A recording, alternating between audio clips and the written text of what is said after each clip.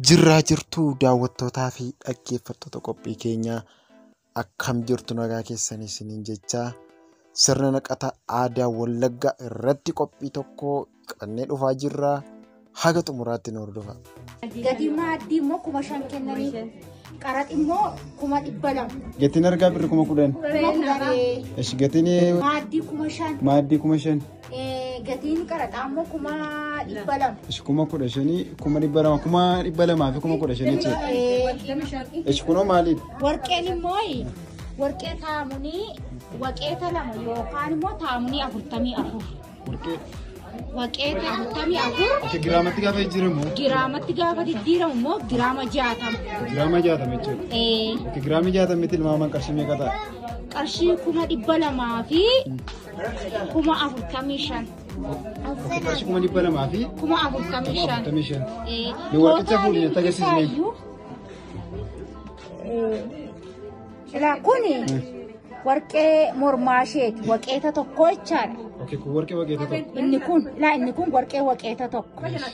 Inni kun immoo warqee qubaa isheeti waqeeta tokko. Sadan isaatu waqeeta tokko jechuudha. Kun sadan waqeeta tokko. Waqeeta tokko jechuun taamunii 22 jedhamu. Taamunii 22. Inni kun immoo taamunii 22 walittiin isaa taamunii 44 giraama 60. Giraama 60. Giraama 60 tokkuma 200 fi 45 fi 45 kun. Eshi amma qarshiin kuni qarshii qaraxaa qarshii qaraxaati qarshii 200 fi qarshiin qaraxaa isaan nu kennani qarshii 200 kan isaan argaa gadi warqeetti naquudhaaf kennan immoo qarshii 10,000 kan isaan maaddiirra kaa'an immoo qarshii 5,000. 5,000 jechuudha. Olumatti isaa qarshii callaan kun 200 fi 15,000. 200 fi 15,000. Amma fakkeenyaaf jechuudha naannoo tokko tokkotti gaafa dubara fuudhaaf kaadhimatan jechuudha. In gurguranne dubara gurguranne isin amma dubara kana gurguratan moo maalidha qarshiin kun? In gurguranne utuu hin taane akka aadaa Oromootti yookaan akka durba Wallaggaa tokkootti inni durba fuudhu amma fakkeenyaaf dursituu heerumsiifanne. Dursituu gaafa heerumsiifanne qaraxa isaan nuu kennanii kan ittiin laanneef 200 qaraxa nuu kennanii dhufanii mucaa keenya kadhatanii jechaadha. Gaafa mucaa keenya kadhatanii nuti immoo ishii akka aadaa Oromootti isinii laanna jennee qarshii 200 irraa fudhan. 200 sanaan maal gootu mee? Qarshii 200 kana kan ittiin fudhannu mucaa keenya ittiin mana seennaa waamman. Gatii mana seennaati. Itti mana seennaa waamtu jechuudha. Itti mana seennaa waamtu. Itti mana ishee geggeessisa jechuudha booda. Geggeessaa ishee taa'aadha. Kan isaanii olumatti isaa tilmaami isaanii qaraxaa wajjin kan ittiin qaraxuu dandeenye yookaan akkuma tilmaamaatti immoo kan laachuu dandeenye immoo tootaalimatti yoo gammannee qaraxa jennee waan laannuu fi 500 ta'a. 500 ta'a jechuudha. Kan isin laattaniif. 500 kana keessaati 300 kan isheen ittiin mi'a ishee guuttan harka ishee keessatti hambisnee ittiin mi'a ishee guuttattu 200 immoo qaraxa kanuun ittiin mana seennaa isheen ittiin waamnu ta'a geggeessaa ishee jecha. Akka isaan hanga durba Wallaggaa fuudhuun baay'ee ulfaata. Baay'ee ulfaata malee ulmaa. Baay'ee ulfaata. Kanaaf jalqabumarraa kaanitti qophaa'aa. Kanaaf iyyuu durba Wallaggaa fuudhu jechuun namni tokko durba Wallaggaa hin fuuna gaafa jedhu yoo xiqqaate miliyoona tuqaa wayi qophaa'uu qaba durba Wallaggaa fuudhuufaan. Warqee itti naquu jechuudhaaf immoo amma kuma meeqaatti iyyuu qophaa'u. Amma kun warqee nu giraamni isaa qarshii 5,000 jedhu. Warqeen tokko 500 fi 600. Giraam tokko isheen. Amma jechuudha waa'een asitti argaa jiru keessa amma kun maalidha amma fakkeenyaaf kun. Inni kun soogidda aadaa Oromoo. Maal fayyada inni mee? Soogiddi aadaa Oromoo jechuun gaafa intala tokko fuudhanii argaa yeroo gadi baatu kan isheen fudhattee gadi baatudha ni tokkoffaan. Isaan dura immoo namni tokko dhiirri tokko gaafa durba Wallaggaa haasaa tokko aadaa keenyaatti utuu intalli mana warra isaanii jirtu soogidda cabsaa hin naqu. Soogidda cabsaa gaafa dhaqu warra manaaf soogidda lama geesse dhaqa. Haadha kirsinnaaf soogidda tokko geesse. Akkasumallee abboota gurguddoota jiraniif soogidda fuudhee dhaqa. Amma isa isaan soogidda haadha kirsinnaaf geessan kan abboota hangafa isaaniif geessan dhiisneeti nuti kan isheen hangafa fudhattee mana haadha isheetii jirtu gadi baasa. Kuni kan isheen fudhattee ittiin gadi baatee ittiin warqee naqatteedha. Akkasiidha jechuudha. Anamma asii gaafan jalqabu heerumtisee isin amma heeruma miti jechaa jirtu. Innarraa heeruma miti jechuudha. Kadha guuttannaa seera Innarra kadha guuttannaadha jechuudha. kadha guuttannaa yookaan intala kee ilma koo kennii jedhanii isa kadhaa dhufanidha jaarsolii. Akkana jechuun nama guyyaan cidhaa ganaadha jechuudha. Guyyaan cidhaa ganaadha.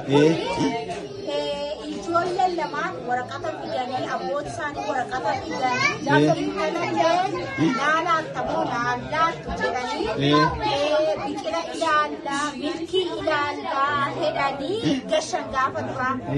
Egaa biqilli tolee milkiin tolee immoo hin dhufangaa jarri kun milkiin keessa toleeraa biqilli biqileeraa kottaa jedhanii waaman. Jedhanii warri keenya gaafa waamanii biqilli isaanii gaafa biqilee jedhu kana guuttannaa dhufan.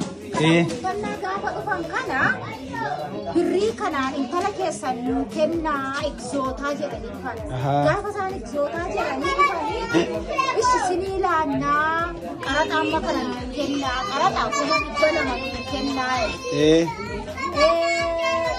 Warqee saamunii. Ittumaan isin geggeessinaa jechuudha. Ittumaan isin geggeessina qaraxi kuma 500 olumatti qabaansaa. Eeshi gaama qaraxa olii gala kuma 500dha. Amma geggeessaa mucaa fudhan. Nuyi iddoo kana feeramnee dhumne odeeffannoo akka argannetti gaama warri gidduu dhaabbatan kun harma isheeti jedhanii maaltu sitti dhagahama guyyaa har'aa kanaaf kan wal qabate. Gammachuu guddaa sitti dhagahama.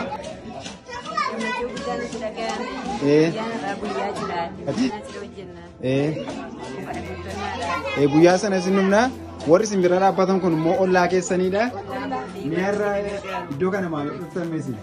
Iddoo kana dhumneefi guyyaa gammachuu. Gammadaan jira ganama kaasee mamaatti wanta mucaan kun waaqayyo kana geessisee kan isheen immoo fiddee dhufee aadaan jira keessa fiddee isheen kana guutee fi gammachuu guddaa nuti dhagahame gammannee bukkee qaba. Nus immoo osoo makaraa deemnu iddoo biraa imalaaf deemaa jirra qe'ee kanatu fo'aadhaayyuu nuti cidha jira seenas gorre garuu har'a guyyaa kadhatatti kadhatanii raatanii ulaagaa kadhata sana barbaachisu itti guutanidha nuun jedhanii kanaaf aadaan keessan baay'ee namatti tola.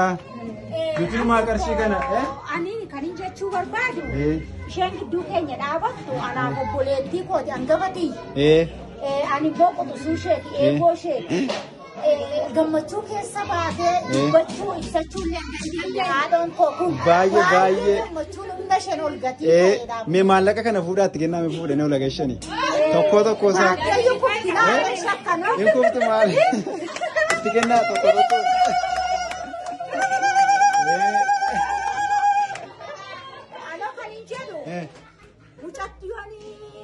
Kadha guuttannaa bisaan dhufanii warqee maal jedhan kun isheen illee dhuftu. Isheen jettee haqattu kan isheen turan. Kottaa. Kuma kudhanii gatii argaa warqee kennanii. Okay, kuma kudhan gatii argaati. Gatii argaati. Kun kan isheeti. Kun isa kan dabalamu. Isa isheen ittiin gabbaatee jechuudha. Kun immoo kan haadha mucaati. Kun immoo kuma 5 gatii maatii isheen dadhabdee xoortee ittiin qopheessitee jira. Nyaatanii gaafa raatan isaan biddeen irra kaa'u. Akka aadaa Oromoo coqorsa kanaa wajjin kennaniif kunillee kan obboleettiitiin hangafa kooti. Qarshii 5,000. 5,000. Inni kun immoo kan akka isheen itti fudhachuun beeku addee koo 200 ittiin mana seenaa. Ani beeku addee kan qarshii 200. Mana seenaa ittiin waami jedhaniiti 200 kana kennanii. Baannee magatiitti malee ani beeku akka isheen itti baattee tolchattuyyuu. Rabbi isiniif milkeessu nagaa. Rabbi fiitaa.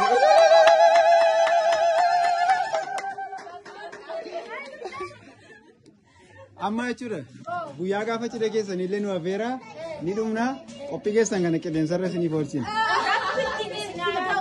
Ameen ameen. Isinillee yaada nuu laattaniif galatooma warra bulaa deebanaa isinii jenna.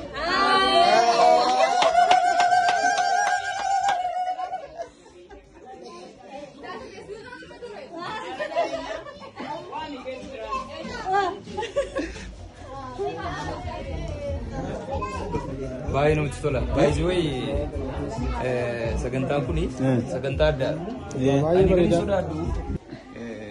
Kadhata 200 jettan. Warqeen kun gara taamuniitti gaafa deebi'u. Warqeen 200 40 taamuniidhaan meeqa jechuudha taamunii 44 giraamaan 60 jechuudha.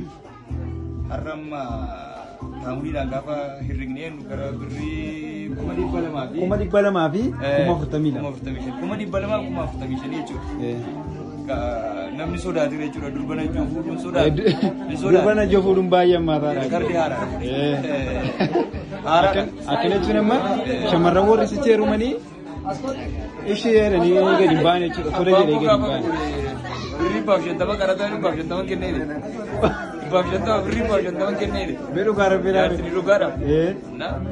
Har'ammoo 200 kennanii jechuudha. Baay'ee. Wantichi baay'ee gammachuu guddaadha. Yaada nuu laatan galatooma.